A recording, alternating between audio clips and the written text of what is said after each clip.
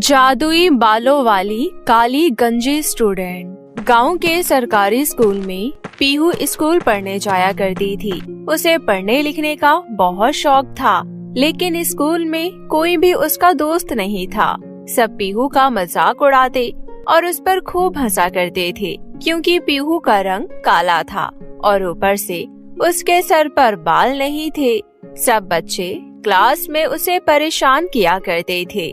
इस बात से वो अक्सर दुखी रहती थी। ऐसी ही एक दिन पीहू जब क्लास में गई, तब क्लास के कुछ शरारती बच्चे उसे परेशान करने लगे और उसका स्कूल बैग यहाँ वहाँ फेंकने लगे। अरे मेरा मुझे बैग दे दो, मेरे बैग मुझे लौटा दो। तभी राजू नाम का एक लड़का हंसते हुए कहता है, तू गंजी चुड़ैल बैग लेकर क्या करेगी? तो पढ़ाई लिखाई करेगी क्या? भाग जा यहाँ से। ये कहते हुए राजू अपने दोस्तों के साथ मिलकर पीहू का बैग यहाँ से वहाँ फेंकने लगा।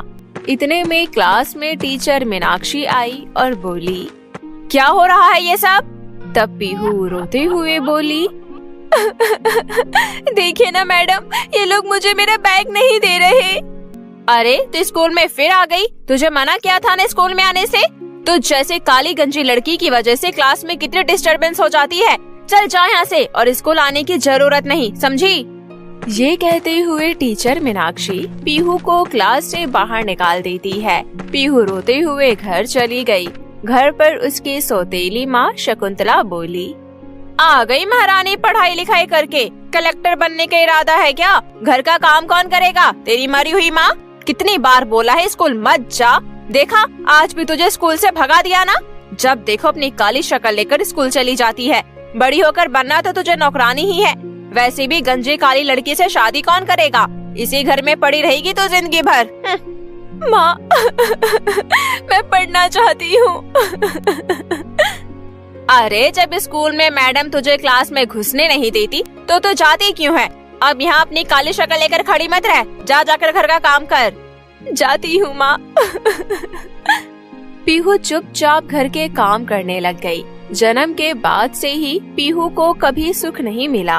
पीहू की सगी माँ को एक भयानक बीमारी थी, जिसके कारण वो चल बसी। पीहू की सौतेली माँ शकुंतला पीहू से घर का सारा काम तो करवाती, लेकिन बदले में उसे खाना बासी ही देती, जिससे वो दिन पर दिन कमजोर होती जा रही थी। लेकिन पीहू फिर भी हिम्मत नहीं हारती। उसके अंदर पढ़ने की लगन थी। एक दिन सुबह सुबह पीहू स्कूल जाने के लिए तैयार हो रही थी। तभी उसकी सौतेली माँ शकुंतला बोली, अरे महारानी, सुबह सुबह कहाँ चली बैग लेकर? माँ, मैं स्कूल जा रही हूँ। जब मैडम तुझे स्कूल आने से मना कर रही है तो फिर क्यों जा रही है? घर पर रहकर घर के काम कर, समझी? नहीं माँ, मुझे स्कूल जाना है। मैं घर का सारा काम कर दूंगी, लेकिन स्कूल जरूर जाऊंगी। मैडम ने आने से मना किया तो क्या हुआ? मैं क्लास के बाहर खड़ी होकर पढ़ाई कर लूंगी। मुझे स्कूल जाने दो। बहुत मुश्किल से अपने सौतेली माँ को मनाकर पीहू स्कूल गई। लेकिन जब स्कूल पहुँची, सभी बच्चे मिलकर उस पर जोर जोर से हंसने लगे। तभी क्लास में पढ़ने वाली चांदनी नाम की लड़की बोली, तो फिर आ गई स्कूल? मैडम ने मना किया था ना तुझे आने से। मैं पढ़ना चाहती हूँ, मुझे स्कूल आना अच्छा लगता है। लेकिन हमें तुझे देखकर उल्टी आती है। तुझे क्लास के अंदर मैडम बैठने नहीं देगी। कोई बात नहीं, मैं क्लास के बाहर बैठकर पढ़ाई करूँगी। पीहू क्लास के बाहर बैठकर पढ़ाई करने लगी। वहीं क्लास में टीचर मीनाक्षी बच्चों से गणित के सवाल पूछ रही थी। तो बताओ बच्चों, 10 into 15 कितना होता है? लेकिन कोई जवाब नहीं दे पाया। तभी क्लास के बाहर बैठी हुई पीहू ने जवाब दिया, 150 होता है टीचर जी। सही जवाब। लेकिन तुझे स्कूल आने किसने कहा था? वैसे भी तू पढ़ लिख कर करेगी क्या? तुझ जैसे काली गंजी लड़की को कोई नौकरी देगा ही नहीं। तेरा पढ़ना लिखना बेकार है। टीचर मीनाक्षी की बात सुनकर पीहू को बहुत बुरा लगा, लेकिन वो कर भी क्या सकती थी। थोड़ी देर बाद स्कूल में एक फोटोग्राफर आया। टीचर मीनाक्षी ने सब बच्चों को बुलाया। सब बच्चों यहाँ आ जाओ, स्कूल के मैगजीन के लिए एक ग्रुप फोटो लेंगे और उसे स्कूल के मैगजीन में छापेंगे। सभी बच्चे हंसते हुए एक साथ खड़े हो गए। पीहू भी बगल में आकर खड़ी हो गई। तभी फोटोग्राफर ने कहा, मैडम क्या ये गंजी लड़की भी आएगी? इस लड़की को ग्रुप में लेने से फोटो अच्छी नहीं आएगी। हाँ हाँ सही कहा, इसकी तस्वीर तो हम मैगजीन में बिल्कुल भी नहीं छाप सकते। पीहू जल्दी से ग्रुप से बाहर निकलो, तुझे कहा किसने था यहाँ आने के लिए? पीहू रोते हुए बाहर निकल गई। इसी तरह पीहू की जिंदगी बीतने लगी। कोई भी उससे प्यार नहीं करता था। इस बात से दुखी होकर पीहू रोते हुए घर आ रही थी। तभी रास्ते में पीहू के कदम रुक गए। मुझसे हर किसी को प्रॉब्लम है। मैं ना अब तो स्कूल जाऊंगी ना घर। कोई भी मुझसे प्यार नहीं करता, सब मुझसे नफरत करते हैं। इतना कहकर पीहू यहाँ वहाँ भटकने लगी, लेकिन घर नहीं गई। ऐसी ही रात हो गई। तभी पीहू को बहुत जोर की भूख लगने लगी। मुझे तो बहुत जोर की भूख लग रही है, लेकिन मेरे पास कुछ भी खरीदने के लिए पैसे नहीं है। क्या करूं, किससे मांगूं? तभी पीहू को एक ढाबा दिखाई दिया। वो वहाँ जाकर ढाबे के मालिक से खाना मांगने लगी। साहब कुछ खाने को दे दो ना, बहुत भूख लगी है। तभी ढाबे का मालिक पीहू को डांटते हुए बोला, चल भाग जाओ यहाँ से और अपना रास्ता नाप। प्लीज मेरी मदद कर दो। मेरी माँ नहीं है और मेरी सौतेली माँ मुझ पर बहुत अत्याचार करती है। मुझे ठीक ढंग से खाना भी नहीं देती। तो इसमें क्या करूँ? चल भाग यहाँ से। तुझे देखते ही मेरे ढाबे से लोग भाग जाएंगे। इतना कहकर ढाबे के मालिक ने पीहू को वहाँ से भगा दिया। पीहू यहाँ वहाँ खाना मांगने लगी। बहुत कोशिश के बाद पीहू को एक रोटी मिली। सड़क किनारे बैठकर पीहू रोटी खाने ही वाली थी कि तभी वहाँ एक बूढ़ी औरत आई। अरे बेटी, रोटी खा रही हो क्या? मुझे रोटी दोगी? मैं भी भूखी हूँ। मेरी तरह तुम्हारा भी कोई नहीं है क्या अम्मा? नहीं बेटी, कोई नहीं है। कोई मुझे खाने को नहीं देता, इसलिए बहुत भूख लगी है। मैं आपकी तकलीफ समझ सकती हूँ। ये लीजिए, आधी रोटी आप खाइए और आधी रोटी मैं खाती हूँ। ये कहते हुए पीहू ने बूढ़ी औरत को आधी रोटी दे दी। रोटी खाने के बाद बूढ़ी औरत ने पीहू से कहा, बेटी, मैंने तुम्हारी जैसी खूबसूरत लड़की कहीं नहीं देखी। तुम्हारे बाल कितने लंबे हैं। अरे अम्मा, लगता है आपकी आंखें बहुत कमजोर है। मैं ना तो खूबसूरत हूँ और ना ही मेरे सर पर बाल है। मैं तो गंजी हूँ। कोई बात नहीं बेटी। अच्छा, अब मैं चलती हूँ, तुम सो जाओ। इतना कहकर बूढ़ी औरत वहाँ से चली गई। वहीं पीहू सड़क किनारे ही सो गई। सुबह उसकी नींद खुली तो उसने देखा उसके सामने एक औरत खड़ी है। अरे, तुम्हारी जैसी सुंदर लड़की सड़क किनारे क्यों सोई हुई है? तुम्हारे कितने लंबे बाल है? औरत की बात सुनकर पहले तो पीहू चौंक गई। फिर उसने कंधे से लटकते हुए अपने बालों को देखा। इतना ही नहीं, उसका रंग गोरा भी हो गया। ये देख पीहू खुशी से उछल पड़ी। अरे, ये कैसे हो गया? ये तो चमत्कार हो गया। मेरे इतने लंबे बाल। खुश होते हुए पीहू को बूढ़ी औरत की कही बात याद आई। लगता है ये सब उन अम्मा ने किया है जो मुझे रात में मिली थी। लगता है वो अम्मा देवी माँ थी जिन्होंने मेरा रंग रूप ही बदल दिया। अब मुझे स्कूल में कोई परेशान नहीं करेगा। मैं जल्दी से स्कूल जाती हूँ, स्कूल का टाइम हो रहा है। पीहू दौड़ते हुए स्कूल की ओर जाने लगी। तभी भयानक भूकंप आ गया। पीहू जब तक स्कूल पहुँची तब तक स्कूल की बिल्डिंग पूरी तरह से टूट चुकी थी। बाकी बच्चे और टीचर्स तो बिल्डिंग गिरने से पहले बाहर निकल आए, लेकिन राजू नाम का एक बच्चा मलबे के नीचे फंस गया। अरे, कोई मेरी मदद करो। मुझे कोई मलबे से बाहर निकालो। आवाज सुनते ही पीहू दौड़ते हुए राजू के पास आई और बोली, मैं करूँगी तुम्हारी मदद, तुम घबराओ नहीं। अरे, तुम कौन हो? टीचर जी, आपने मुझे पहचाना नहीं, मैं पीहू हूँ। पीहू, तुम इतनी सुंदर और तुम्हारे इतने लंबे बाल, ये सब चमत्कार कैसे हुआ? टीचर जी, ये सब चमत्कार प्यार की वजह से, इंसानियत की वजह से, लेकिन ये सब आप नहीं समझेंगी। ये बोलकर पीहू ने अपने लंबे बालों से मलबे को बांध लिया और उसे खींचने लगी और इस तरह राजू की जान बच गई। उसके बाद राजू धन्यवाद करते हुए पीहू से बोला, पीहू, मैंने तुम्हें बहुत उल्टा सीधा कहा है, फिर भी तुमने आज मेरी जान बचाई। आज से तुम मेरी सबसे अच्छी दोस्त हो पीहू। वहाँ खड़े सभी बच्चों ने पीहू के लिए तालियां बजाई। सभी बच्चे पीहू के लंबे बालों के फैन बन गए। टीचर मीनाक्षी ने भी पीहू से माफी मांगी। पीहू, प्लीज मुझे माफ कर दो। इस साल मैगजीन में तुम्हारी फोटो छापी जाएगी। इस घटना के एक दिन बाद ही मैगजीन में पीहू की तस्वीर छापी गई। इतना ही नहीं, पीहू की सौतेली माँ शकुंतला भी उससे अच्छा व्यवहार करने लगी। इसके बाद से पीहू की जिंदगी पूरी तरह बदल गई और वो हंसी खुशी अपना जीवन जीने लगी। सौतेली माँ और काली लड़की। रितेश अपनी बेटी माया के साथ रहता था।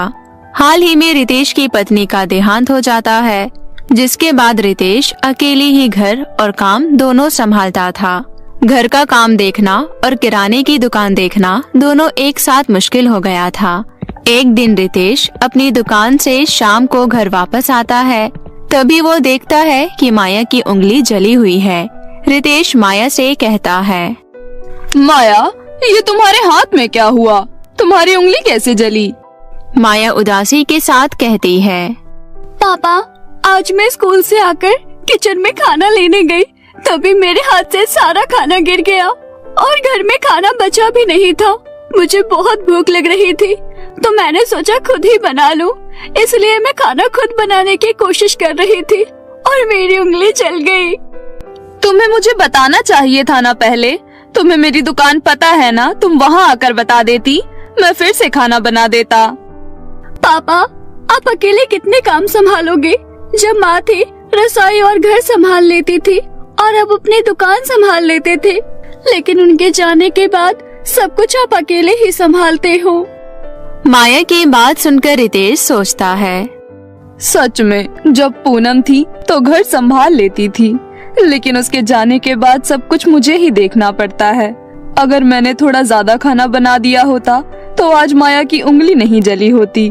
मेरी वजह से मेरी बच्ची को कितनी चोट पहुंची है। अब जो भी हो, लेकिन अपनी बेटी के लिए मैं दूसरी शादी कर लूंगा। इस तरह मन ही मन रितेश दूसरी शादी करने का मन बना लेता है। 15 दिन बाद रितेश माला नाम की एक औरत से दूसरी शादी कर लेता है। रितेश माला को अपने साथ घर ले आता है। माया, आज से ये तुम्हारी माँ है। ये सुनकर माया बहुत खुश होती है और बोलती है, सच में पापा, लेकिन ये नई माँ मुझे मारेगी तो नहीं ना? ये मुझे मेरी पहली माँ की तरह ही प्यार करेगी ना? हाँ माया, मैं तुम्हें सगी माँ की तरह प्यार दूंगी। मैं तुम्हें माँ की कमी महसूस नहीं होने दूंगी। माया की ये बात सुनकर रितेश को बहुत सुकून मिलता है और वो माया से कहता है, माया, तुम्हें जो भी चाहिए होगा अपनी माँ से पूछ कर ले लेना। इस तरह रितेश माया को समझाता है। माया दिखने में सांवली थी, इसलिए माला को माया बिल्कुल अच्छी नहीं लगती और उसे माया को देखकर बहुत गुस्सा आता है। रितेश सुबह से शाम तक दुकान पर रहा करता था। उसके जाने के बाद माया को छोटी छोटी बातों पर डांटती रहती थी और मारती रहती थी। एक दिन गलती से माया के हाथ से चाय का कप गिर जाता है। तभी माला आती है और माया को एक तमाचा लगा देती है। अभी आपने मुझे क्यों मारा? अब क्या किया मैंने? क्या किया? दिखाई नहीं दिया तुझे? कब जो गिरा दिया? देख के नहीं चल सकती थी क्या? आज माला की बात सुनकर माया को बहुत गुस्सा आता है और वो भी गुस्से में जवाब देते हुए बोल देती है, पता नहीं क्यों पापा आपको मेरी माँ बना कर लाए। और हाँ, ये मेरा घर है और ये मेरा कप है। मैं इसे तोड़ दूं और कुछ भी करूं, आपको क्या? इतना बोलकर माया गुस्से से वहाँ से चली जाती है। ओहो, अब इसकी जुबान चलने लग गई है, इसे तो मैं बताती हूँ। इस तरह कुछ दिन बीत जाते हैं। एक दिन रितेश को किसी काम से अपने भाई के साथ हैदराबाद जाना था। रितेश माया को माला के पास छोड़कर हैदराबाद चला जाता है। अगले दिन माया स्कूल जाने के लिए तैयार हो जाती है। तभी माला उसे कहती है, अरे ओ, कहाँ जा रही है? स्कूल की ड्रेस पहनी है, दिखाई नहीं दे रहा? स्कूल जा रही हूँ। खुद को जमींदार की बेटी समझती है क्या, जो टिप टॉप रेडी होकर स्कूल चली जाती है? आज के बाद तुझे स्कूल जाने की कोई जरूरत नहीं है। काम पर जा और पैसे कमा कर ला। मैं तो अभी छोटी हूँ ना, फिर काम कैसे कर सकती हूँ? अभी तो मेरी पढ़ने की उम्र है। जुबान तो बूढ़ी अम्मा की तरह चलाती है, तो कमा कर नहीं ला सकती क्या? इतना बोलकर माला माया को बहुत मारती है। कद छोटी और जुबान इतनी लंबी, देख रही हूँ मैं तुझे कुछ दिनों से, बहुत एक्स्ट्रा बोलने लगी है। नहीं नहीं, मुझे मत मारो, आप जो कहोगी मैं वही करूँगी। अब आई ना लाइन पर, कल से ही काम ढूंढ लियो, जो पैसे हो चुपचाप आकर मुझे दे दियो, ऐसे मैं तुझे फ्री में रोटी नहीं देने वाली। इतना कहकर माला वहाँ से चली जाती है। माला के जाने के बाद माया अपने मन में सोचती है, मैं तो स्कूल जाऊंगी, दोपहर तक स्कूल में रहूंगी, उसके बाद कहीं काम ढूंढ लूंगी और पैसे लाकर इस चुड़ैल को दे दूंगी। इससे मेरी पढ़ाई भी नहीं रुकेगी और इस लालची चुड़ैल की बात भी हो जाएगी। इसके पागलपन से बचने के लिए इतना तो करना ही होगा। अगले दिन से माया सुबह स्कूल चली जाती थी और स्कूल के बाद एक मुर्गी फार्म में अंडे उठाने के काम करने लगी थी। मुर्गी फार्म में काम करने के बदले माया को जो भी पैसे मिलते थे वो घर आकर माला को दे देती थी। ऐसे ही कई महीने बीत गए। एक दिन माया की क्लास की टीचर कहती है, बच्चों, 2 दिन बाद तुम्हारी राइटिंग प्रतियोगिता है और उसमें तुम्हें एक अपने मन से अच्छी सी कहानी लिखनी होगी। इतना बोलकर टीचर पढ़ाने लगती है। माया सोच लेती है कि राइटिंग प्रतियोगिता में वो भी भाग लेगी। 2 दिन बाद राइटिंग प्रतियोगिता होता है और सबको माया की कहानी सबसे अच्छी लगती है, इसलिए माया राइटिंग प्रतियोगिता जीत जाती है। माया, राइटिंग प्रतियोगिता में तुम पूरे स्कूल में पहले नंबर पर आई हो, इसलिए कल स्कूल में एक फंक्शन होने वाला है और इसमें तुम अपनी माँ को भी लेकर आना। कल तुम्हें इनाम भी दिया जाएगा। क्या माँ को बुलाना पड़ेगा? नहीं नहीं मैडम, मेरी माँ नहीं आएंगी। टीचर माया से कुछ नहीं कहती है और अपना काम करने लगती है। टीचर माला को खुद फोन करके स्कूल बुला लेती है। माला को पता चल जाता है कि माया अभी भी स्कूल जाती है, वो भी उसे बिना बताए। अच्छा, तो ये अभी भी स्कूल जाती है? अच्छा हुआ मैडम ने फोन करके बता दिया, आज तो इसके खालो धेड़ दूंगी। जैसे ही माया स्कूल से आती है, माला उसके पास जाती है और बोलती है, तू मुझे बिना बताए स्कूल कैसे चली गई? मनूस, तू मेरी आंखों में धूल झोंक रही थी इतने दिनों से। आप मुझे बताओ, आपको मेरे स्कूल जाने से क्या दिक्कत है? मैं काम भी कर रही हूँ और सारे पैसे आपको दे रही हूँ, फिर मुझे नहीं लगता कि आपको किसी चीज की परेशानी होनी चाहिए। तभी पास वाले घर में रहने वाली एक औरत माला के घर आती है और बोलती है, अरे माला बहन, तुम्हारी बेटी माया तो पढ़ाई में बहुत अच्छी है।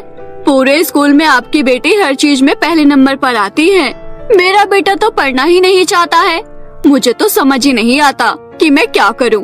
मेरे बेटे ने मुझे बताया कि स्कूल में आपको भी बुलाया है। ये तो बहुत ही सम्मान की बात है, आपको जरूर जाना चाहिए।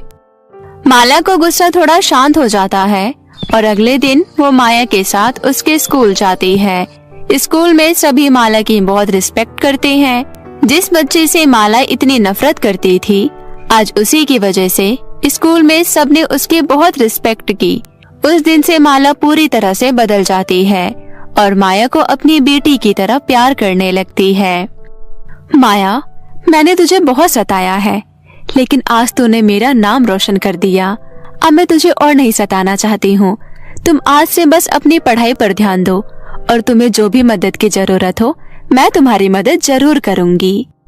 इस तरह उस दिन से सब कुछ ठीक हो जाता है और माया अपने परिवार के साथ हंसी खुशी रहने लगती है।